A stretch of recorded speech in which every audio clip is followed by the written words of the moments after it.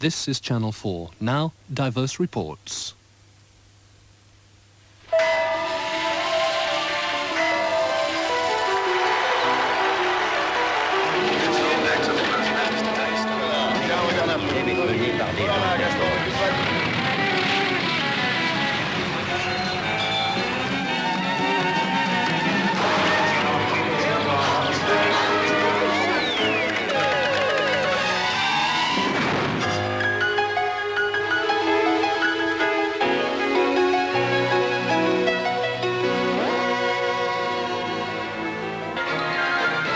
The sharp contrast between real and manufactured events at Brighton is the subject of this week's review of the television news by Guardian columnist Hugo Young. From early morning, the BBC television news had given an incomparable picture of the horror. It left TVAM nowhere. For once, cameras were on the spot at the moment of a major disaster. That's later in the programme. But first, Britain's police are supposed to be above politics, yet The Economist describes them as the poor, bloody infantry of the government's campaign to restructure the coal industry. Was it a political choice not to use the civil courts under the government's new employment laws? 2 weeks ago on this programme, we put this question to Lord Denning. I think that it must have been a matter of high policy, at least ministerial and maybe even cabinet level, not to go to the courts of law, but instead to call out hundreds and thousands of police. Tonight, our reporter Barbara Evans presents the case for the miners that the police have been playing a political role in the strike. The question you should ask is, are we trying to ensure the freedom of people who have done nothing wrong and are acting strictly according to the law, wanting to go into work? And that's what we're trying to do. Now, if you want to support the freedom of people who are trying to prevent those people going into work, you're not supporting freedom. You're supporting anarchy and violence and riot and damage and everything else. You're asking the wrong question. No doubts for Britain's senior police chief. His job, as he sees it, is to help miners go to work. It's been a massive operation, keeping pickets out of Nottinghamshire and enabling a few small groups of miners to get into work in Yorkshire. If he opens his mouth once more and uses obscene language, arrest him. All right. If you see it as a political confrontation, you might think the police were siding with the government. I give you this pledge. The police have received the government's total support. They will continue to do so. The policing of this year's miners' strike is unlike any strike before. It's the end of a chain of events that started at the Saltley Coke Depot during the miners' strike of 1972. Flying pickets had arrived in thousands to stop the coke being taken out. To avoid a violent confrontation, the local chief constable shut the gates. It kept the peace, but it led to victory for the miners, the 3-day week, and humiliation for the Heath government. There's no doubt that ever since then, the Conservative Party have been anxious never to allow this to happen. So in the present situation, the pressure on the police not to allow it to happen is quite great. After Saltley, Whitehall reorganised its emergency planning system. A new secret civil contingencies unit was set up in the Cabinet Office to keep a close watch on all key industries. Planning for the present miners' strike has been going on since 1981. It's been monitored by Peter Hennessy. The plan that ministers got was essentially in 3 parts. One was build up the coal stocks at the power stations and let people know you're doing it, or don't try and disguise it. And this might act as a deterrent effect to the National Union of Mine Workers going ahead. If they do go ahead, you buy time and you hope that there will be a drift back to work. And the third element of it was use private hauliers to do the alternative labour job. don't use the troops unless you really have to. That's a very, very remote contingency. The police will have to take the brunt in the front line, and if there are to be lorries going around the place as a result of this dispute, as in fact we've already seen in the steel side of it, and we may yet see on the actual moving coal from the pit heads to the power stations, use the private hauliers. And this again is very obvious and sensible, because the Royal Corps of Transport are exceedingly well trained and disciplined, but they're not very numerous, and there's a great many private hauliers around the place, and in a time of recession with not enough work. Crucial to this plan has been a centrally coordinated police force. On the 13th floor of New Scotland Yard is the National Reporting Centre. Set up in the wake of the Saltley Gates incident, the centre has transformed policing in Britain. The boards show where riot-trained police support units are deployed in the coalfields. Picketing activity is monitored round the clock and a daily report sent to the Home Secretary. Chief constables are supposed to be independent, but their part in policing this dispute has been planned from here. Right, I'll show that, the court commitments. So is the NRC the operations centre? It's run by the president of the Association of Chief Police Officers. This is really an operations. No, it isn't. No, it isn't. It isn't an operations centre in any form. Because an operational matter is when you are telling police officers what to do, and the National Reporting Centre doesn't do that. In fact, chief constables would be extremely annoyed if there was any attempt by the National Reporting Centre to try to tell them what to do. John Alderson has worked with the NRC, and he disagrees. Well, he will tell them because the Home Secretary has got power under the Police Act of 1964 to make one chief constable send his resources to another, to make a police authority agree to the resources going from one area to another.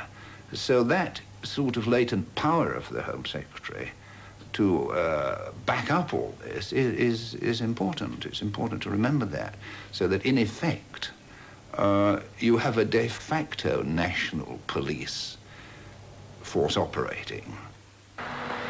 In theory, local police forces, like the one in South Yorkshire, are responsible to police committees, but the NRC has put a stop to that.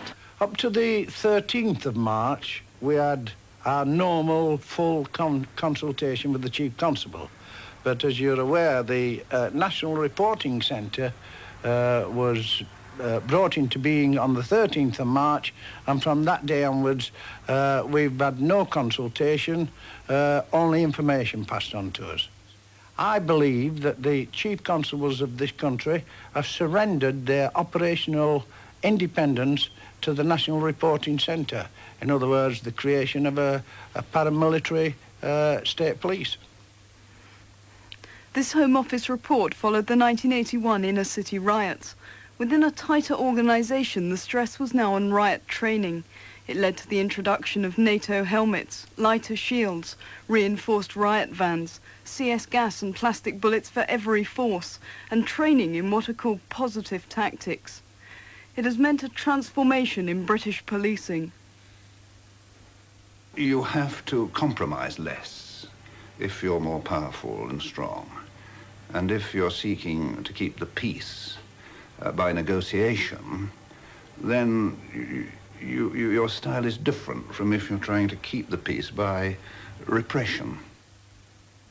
As soon as the strike started, the revamped police machine swung into action. The National Reporting Centre was activated, and roadblocks were set up to stop the movement of pickets around the country. It was an unprecedented move. As this amateur film shows, thousands of miners were stopped and told to turn back on the grounds that they were going to cause a breach of the peace. Have the name and addresses of your passengers, please. Starting from that gentleman there. Have your name and address, please, sir? J. Dexter. Even though picketing is not a criminal offence, many were arrested for trying to picket across the county border. I just said, right, I'm going down the road, I'm going into Nottinghamshire. You're not going to turn around, you'll be arrested. Why? Because we have reason to believe that you're going picketing. OK, we may be going picketing, but is picketing a crime? Well, no. Well, therefore, why can't I go forward then? Well, it's secondary picketing. Well, is secondary picketing a crime? Well, no. Well, why can't I go forward then? And then somebody will, another one will come along and say, I'll deal with this. Look, turn round or you're going to be lifted. Now, what liberties have you got? Now, that roadblock policy has meant that people haven't been able to get into Nottinghamshire. Police will say that means that offences haven't been committed. But equally, it's stopped trade unionists from attempting to peacefully persuade other trade unionists to join their dispute, not only at the pits, but at power stations, coal suppliers. They've physically isolated a county. We have almost the equivalent of pass laws. You have to prove you're not a miner to get into Nottinghamshire.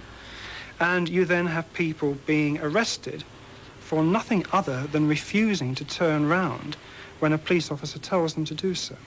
Now, the police cannot point to any act of Parliament that gives them the right to do this.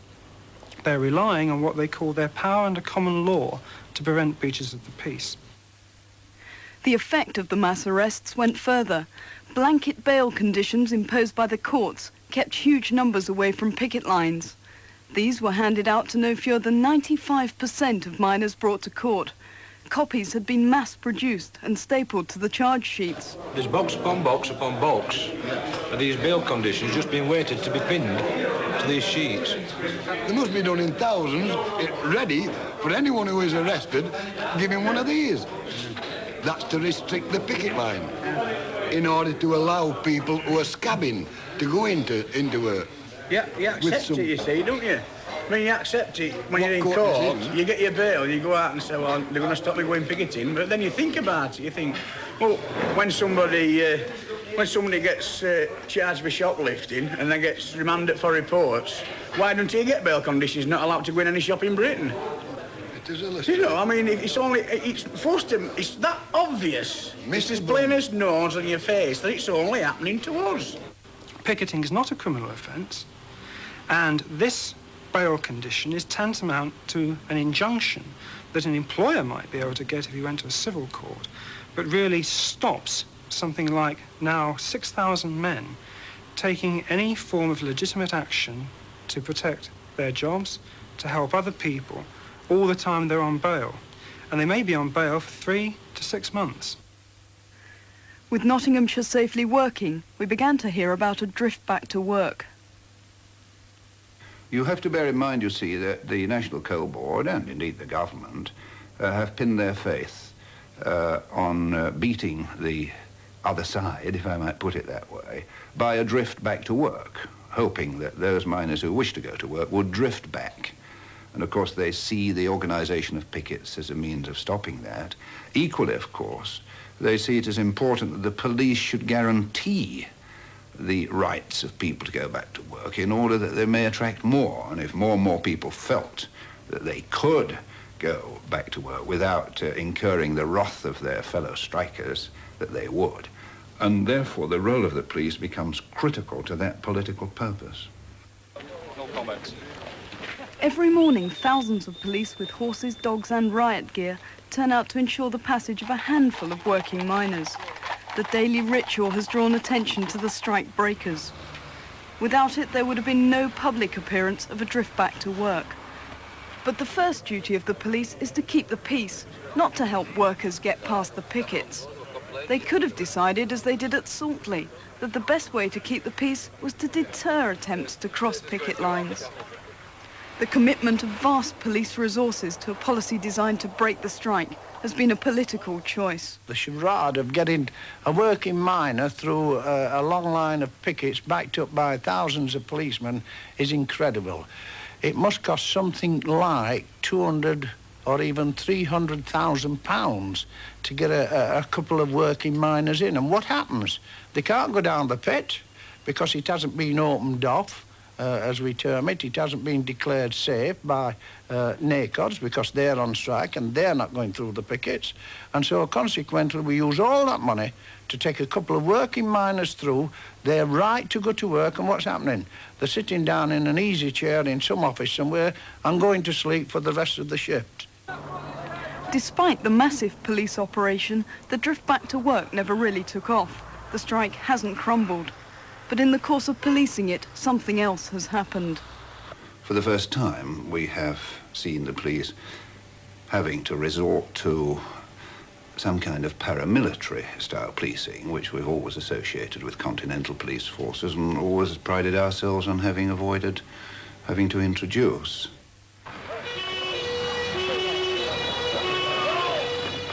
Britain now has an 11,000-strong riot-trained police force. Their job is far from easy, but their behaviour has shocked and frightened many miners.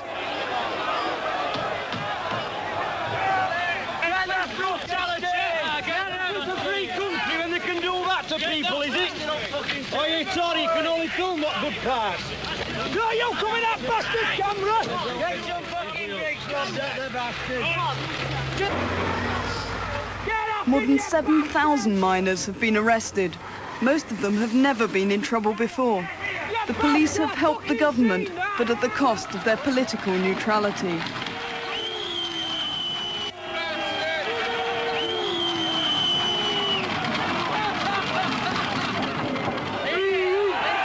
And I had 3 policemen come up to me and say, you shouldn't bring your children into this environment.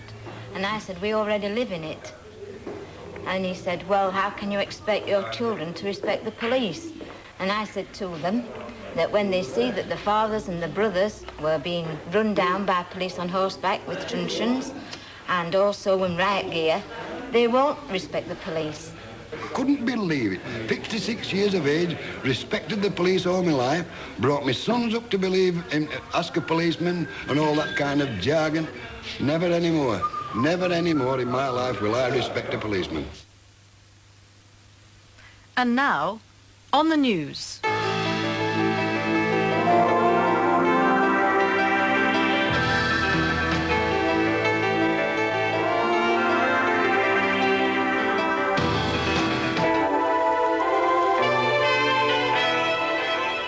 This week's presenter is Hugo Young. No event in politics is more carefully constructed than the Conservative Party conference, and in none is every detail more finely calculated for its effects on television. This makes television news at most Tory party conferences the impotent accomplice of the image men. The bomb at the Grand Hotel on Friday morning changed all that. But as the conference began, Channel 4 News showed us exactly how the news would be managed and some of the tools of the trade. There have been subtle changes in the way the Conservatives present themselves at their conference recently, and they have one aim behind them, making it right for television. There's the invisible prompter. It looks like 2 plain sheets of glass, but the speaker sees his words reflected onto the glass from a hidden television screen. They also found the brains behind this stuff, Harvey Thomas, tele-cosmetician to Billy Graham among others, who waxed positively lyrical about what he could make the camera show. I'm going to do my best to give a clean picture, both to the people in the audience and then for the people on television, so that there's space on either side, a little bit, not untouchable, but enough so that there's a bit of a break, that the television cameras can pick up a clean picture. And then going back behind the people on the platform, it's well to keep a wedge going outwards, so that when the television camera does come in tight, it doesn't have a lot of faces moving around or something over the shoulder here or somebody scratching their head behind. It went like a dream. Nobody tried to fight the manipulation. The cameras, coming in tight, duly showed the leaders grandly declaiming against a background of undistracted blue. Home Secretary Leon Brighton seemed to be speaking from the heart and not from his concealed text when he railed against the South Yorkshire Council for interfering with police operations. Continue to take every action necessary to ensure that the Chief Constable's independent position is not jeopardised, so that he can keep his dogs and horses. Almost all the reports of the great man's words took them unsmilingly at their own valuation. Harvey and the conference fixers called all the shots. One rare exception was Peter Sisson's report for Channel 4 News of the most carefully crafted of all conference events, the Michael Heseltine speech. For once, the news had time and inclination to reveal the sheer bogusness of this confection and its gloriously unscripted ending. Halfway through the speech and savouring the mood. But regardless of the debate, no Heseltine speech is complete without a general attack on the Labour enemy. If the Labour Party ignores the threat abroad, they are the threat at home. Near the end now, they're ready to go wild, but the Speaker's nightmare, a careful crescendo wrecked by an uncharacteristic fluff. And it is therefore, Mr. Chairman, our unshakable pledge that we will never ask another British army to march back into the bloodiness of war because we lack the foresight and the will to take the decisions that have kept the peace, are keeping the peace, and will continue to keep the peace. But for the most part, reporters and cameras were mute observers. This passivity, this sense of being witnesses to their own exploitation, reached its high point on Thursday with the annual rival to the Heseltine event, the Norman Tebbit Show. By this time, the BBC seemed to think the words completely unimportant, confining its news report to the triumphal reception of a conquering hero. But whatever the conference doubts about unemployment, absolutely no doubts at all about Mr. Norman Tebbit's plans for more privatisation.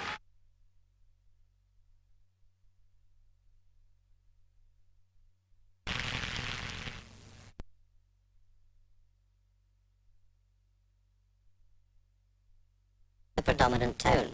The Tory... The image is the message. All the same, the real event which then occurred showed the enormous gulf between television news at its most demeaned and its most exalted. The bomb of the Grand Hotel transformed the cameras from agents of fantasy to reporters of truth.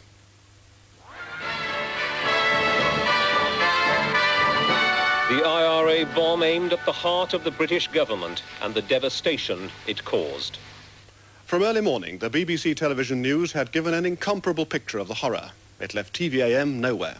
For once, cameras were on the spot at the moment of a major disaster. As a mere print journalist, I got nowhere near as close as this. Television was in total command. Beneath the debris, dozens of people lay buried. One question, was the Prime Minister safe? After the initial and inevitable confusion, the rescue operation was soon underway. Some of the casualties helped out at ground level were able to walk, but only just. ITN didn't take too long to get its act together, conveying, if anything, an even greater sense of immediacy on News at 10. As they searched dozens of corridors, there was no way of knowing if more bombs had been planted in the hotel. You check all these ones? But the memory that will undoubtedly linger is of the BBC pictures recording the rescue of Norman Tebbit. By providing the lights for the operation, the reporters became actors in the drama, legitimately for once, and somehow, because you knew who this was, not just an anonymous victim, it had an element of voyeurism. Yet nothing better conveyed the political nature of the crime. This had been not just murder, but an assassination attempt. Suddenly we saw Mr. Tebbit's feet. The firemen were now working by our television light. They'd had to cut through a power cable which had been holding the minister down. They worked very gingerly to free him without further injury.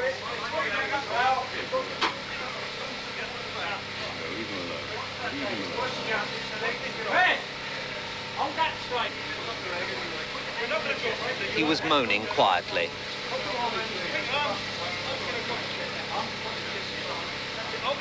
So the Tory conference wasn't, in the end, an ad man's dream. But the ad man himself somehow proved irrepressible. Of all the wounded News at 10 might have homed in on, who was this? One man is still alive. The firemen recognise him. He's Harvey Thomas, the organiser of this year's Tory party conference. Over on the BBC, it was inevitable that it should be Harvey who came up smiling. I was on the 7th floor. They tell me they dug me out on the 5th floor. So I went down 2 floors, and I'm very thankful. I mean, I prayed, and my wife is expecting our first baby today. I thought the news put only 1 foot wrong that night. It happened on News at 10. The so-called calendar of death is something I could have done without.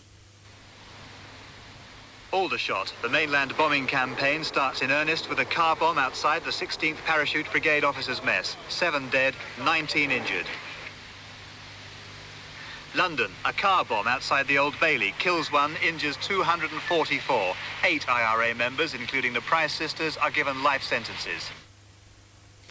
But this seemed to be playing the IRA's game with a vengeance, amplifying its importance, building up its record, assisting in exactly what the Brighton bombing, having failed to kill a minister, was all about. Weren't the pictures of one horror enough? Oh, and talking of errors of taste, how do you fancy this from the commercial break in the middle of Channel 4 News' extensive reporting of the Brighton bomb? For every important weapon of war, on land, sea, and in the air, get inside War Machine and get a unique package including this 96-page volume of World War II absolutely free with Part 1. But Channel 4 recovered itself. Peter Sissons had taken the risk of presenting the whole news from the seafront in front of the Grand, a gesture well justified by a symbolic moment on camera. So, inside the hall, the party conference season is over, it's empty, they've gone. The question is going to be asked, however, can the party conference season ever be the same again? From Brighton, good evening.